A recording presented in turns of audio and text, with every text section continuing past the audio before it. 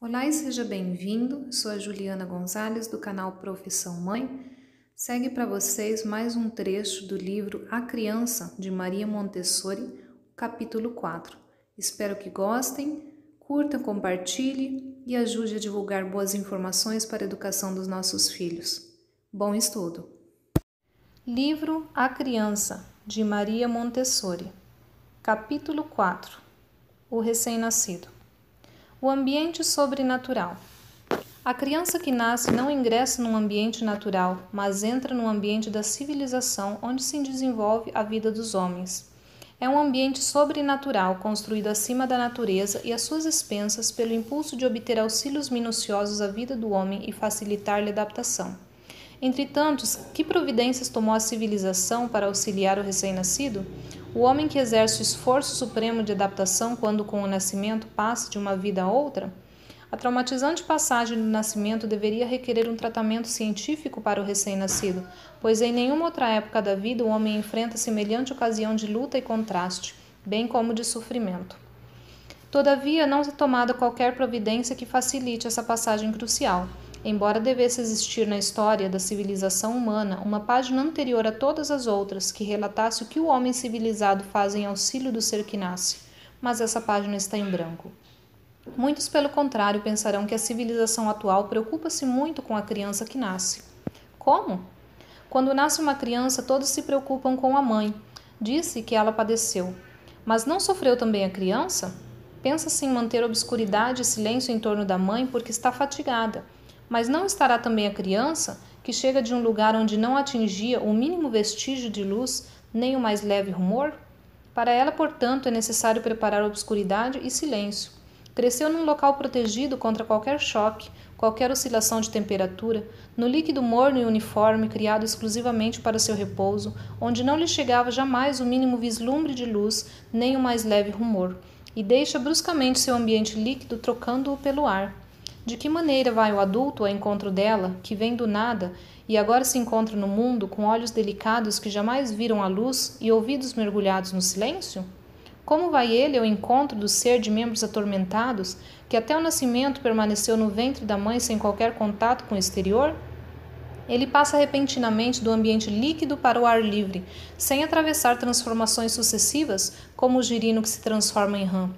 Seu corpo delicado fica exposto ao choque brutal das coisas sólidas, é manipulado pelas mãos desalmadas do homem adulto. Com efeito, as pessoas da casa mal ousam tocá-lo, porque é tão frágil.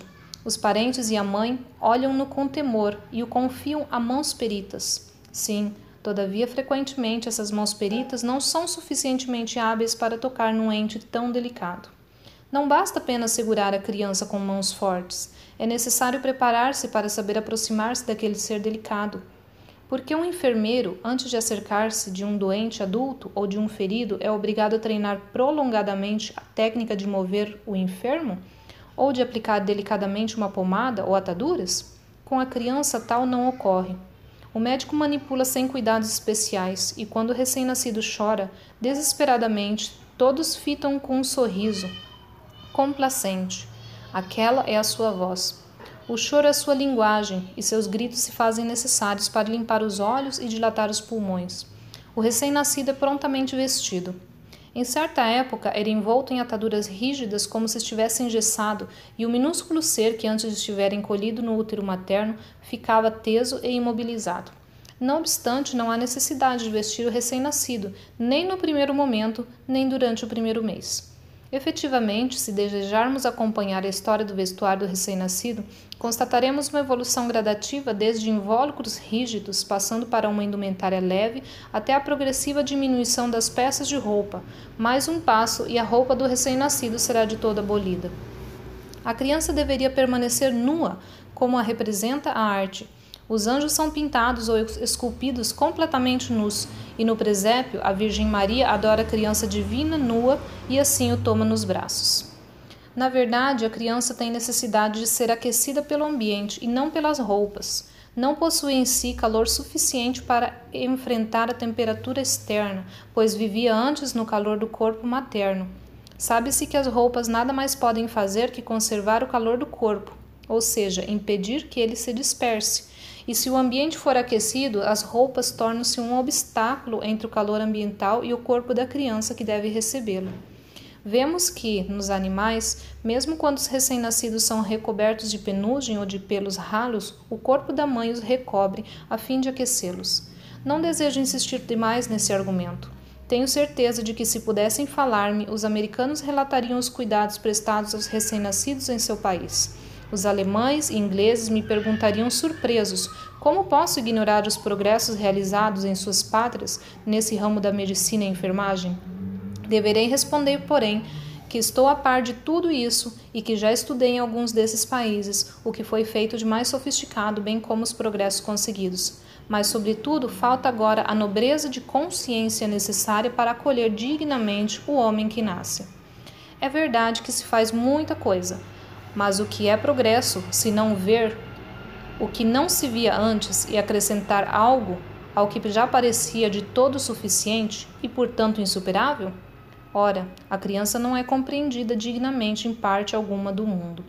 Eu desejaria, contudo, abordar um outro ponto e apontar o fato de que nós, embora amando profundamente a criança, alimentamos um instinto quase de defesa contra ela, que prevalece desde o primeiro momento em que ela nos chega. E não é apenas um instinto de defesa, mas de avareza, que nos faz acorrer e zelar pelas coisas que possuímos, mesmo quando estas nada valem. A partir do instante do nascimento da criança, o espírito do adulto se exprime sempre nesse sentido, cuidar para que a criança não estrague, não suje, não incomode. Creio que quando a humanidade adquirir plena compreensão da criança, encontrará um modo muito mais perfeito de cuidar dela. Estudou-se em Viena algo vantajoso para o recém-nascido. Aqueceu-se a parte da cama onde a criança seria acomodada ao nascer e foram inventados colchões descartáveis de materiais absorventes. Mas os cuidados com recém-nascidos não se devem limitar a defendê-los da morte, a isolá-los de agentes infecciosos, como se faz atualmente nas clínicas mais modernas, onde as nurses que se aproximam da criança usam máscaras esterilizadas a fim de que os micróbios da boca não a contaminem. Existem os problemas do tratamento psíquico da criança, desde o nascimento, bem como dos cuidados destinados a facilitar sua adaptação ao mundo exterior. Nesse sentido, ainda é necessário realizar experiências nas clínicas e fazer uma propaganda junto às famílias para que a atitude em relação ao recém-nascido possa mudar. Persiste nas famílias ricas a preocupação com a magnificência do berço, as rendas preciosas, as roupas do recém-nascido. Em relação a isso, é de supor que, se fosse costume açoitar as crianças, existiriam, segundo tal critério, chicotes com cabo de ouro incrustado de pérolas para fustigar as crianças ricas. Na verdade, o luxo para os recém-nascidos demonstra total ausência de consideração pela criança psíquica. A riqueza da família deveria prover a criança privilegiada do melhor tratamento e não de luxo. O melhor tratamento para ela seria ter um lugar protegido do barulho da cidade, onde existisse silêncio suficiente para que fosse possível moderar e corrigir a iluminação. A temperatura constante de um ambiente aquecido, como já há algum tempo existe nas salas de operações, deveria ser a preparação para se receber a criança nua. Outro problema é o de mover e transportar a criança, reduzindo ao mínimo a necessidade de tocá-la com as mãos. A criança deve ser tomada num sustentáculo leve e flexível, como uma almofada embutida numa rede delicada que lhe sustente o corpo inteiro, encolhido numa posição semelhante à fetal. Tais sustentáculos são manipulados com delicadeza e vagar, por mãos leves e treinadas por meio de minuciosa preparação. A colocação da criança em posição vertical ou horizontal exige uma habilidade especial. Já se faz tal estudo em enfermagem. Existe uma técnica especial para erguer o enfermo e transportá-lo horizontal e vagarosamente. É a técnica mais elementar de assistência a doentes. Ninguém mais ergue um enfermo nos braços, mas move-o por meio de um sustentáculo flexível delicadamente introduzido por baixo do corpo, e assim o desloca de modo a não alterar sua posição horizontal. Ora, o recém-nascido é um enfermo, assim como a mãe. Ele correu um perigo mortal. O prazer e a alegria que sentimos ao vê-lo vivo deve-se em parte ao alívio do perigo porque ele passou. Algumas vezes a criança quase foi estrangulada e reviveu com auxílio de respiração artificial. Tem frequentemente a cabeça deformada por um hematoma, ou seja, um extravasamento de sangue sob a pele. Contudo, o recém-nascido não pode ser confundido com um enfermo adulto. Suas necessidades não são as de um enfermo, mas as de quem faz um inconcebível esforço de adaptação, acompanhado pelas primeiras impressões psíquicas de um ente que vem do nada, mas é sensível.